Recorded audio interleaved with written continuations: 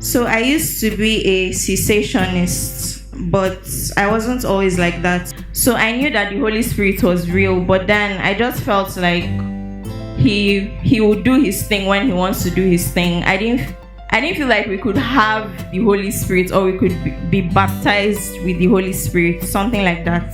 I used to listen to a lot of cessationist teachers, and I used to follow their teachings a lot.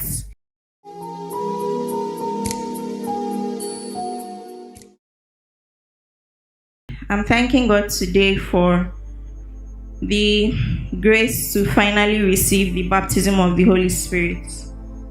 So I will give my history. So I used to be a cessationist, but I wasn't always like that. So a cessationist or cessationists are people who believe that the apostolic gifts of the Holy Spirit ceased with the death of the last apostle in the Bible. So that's like a simple definition. But I used to be that. But I wasn't always like that. I grew up in a charismatic church. My parents raised us up in the way of the Lord and all. But I actually got saved in 2017, and I got saved after I read a book by Kenneth Hagin. And Kenneth Hagin is a charismatic Christian. In fact, he's one of the Christian teachers I know write a lot or have written a lot about the Holy Spirit. So I also had personal leadings of the Holy Spirit.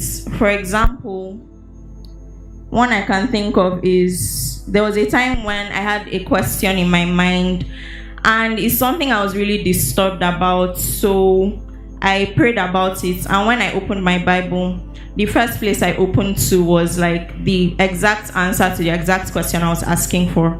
So I knew that the Holy Spirit was real, but then I just felt like he would do his thing when he wants to do his thing. I didn't feel like we could have the Holy Spirit, or we could be baptized with the Holy Spirit, something like that. So how I lost it is when I had this friend, and we started exploring things together and looking at YouTube videos, and we had certain people we used to listen to.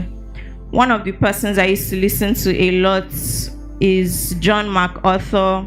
I also used to listen to, I can't really remember their names right now, but I used to listen to a lot of cessationist teachers, and I used to follow their teachings a lot. So the first time before I came to GLH, I had already started being convicted about this belief of mine. But when I came to GLH, it got more serious. So I had dreams, and in the dreams, I would be praying in the spirit in the dreams. And inside my mind, inside the dream, I'm like, nah, that's not possible. That cannot be me. But it turned out it was actually me. So God was also very gracious to me in giving me a sub-shepherd who also came from the same background of cessationism. So her teachings and her words were very encouraging to me. And then during this entire period, before I received the baptism of the Holy Spirit, the Lord taught me a lot about the faith aspect of receiving it. So whenever I saw scenarios where people would be led to receive the baptism of the Holy Spirit, and they would ask them to just open their mouth and speak, I felt like it was fake, because I felt like it was the Holy Spirit. Then is he not supposed to like just make your mouth start speaking like that? But then that's one of the lessons that I really learned. And then the Lord also I believe he also really taught me lessons on holiness and all of that. So the day I received the baptism of the Holy Spirit was on the day of the sozo, that's the healing from oppressive spirits, which conventionally, like in normal churches, is called deliverance. So on that day, after I got healed from an oppressive spirit, which I will talk about in another testimony, I received the baptism of the Holy Spirit. However, I still did not speak, because I still had that issue of, if it's the Holy Spirit, why can't you just make my mouth start speaking?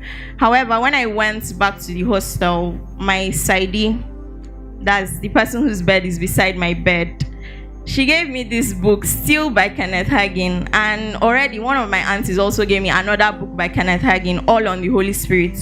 So it was after I read her book in particular that I started having understanding of the faith aspects of receiving the baptism of the Holy Spirit. And I would say in general, receiving the baptism of the Holy Spirit has really helped me to build my faith in God. And I definitely had like seasons or periods of doubts and all, but thankfully I've come out of those periods. But yes, I started praying in the Spirit, and it was very interesting to me. It was very new, and I had to start speaking on my own. But then at some point, the Holy Spirit actually carried me, and I really could not believe it. In fact, in particular, during the prophetic conclave, something happened to me, and I was just blasting in the Spirit, and I couldn't stop. Like, I was just like, what's happening? Like, I just could not stop, and it was very interesting. So I'm really thankful to God for this, and may His name be praised. Thanks for watching. For more stories of God's transforming power, as well as all the life-changing content, do check out the links in the description. Please do not forget to subscribe, like, turn on your notification bell, and share. God bless you.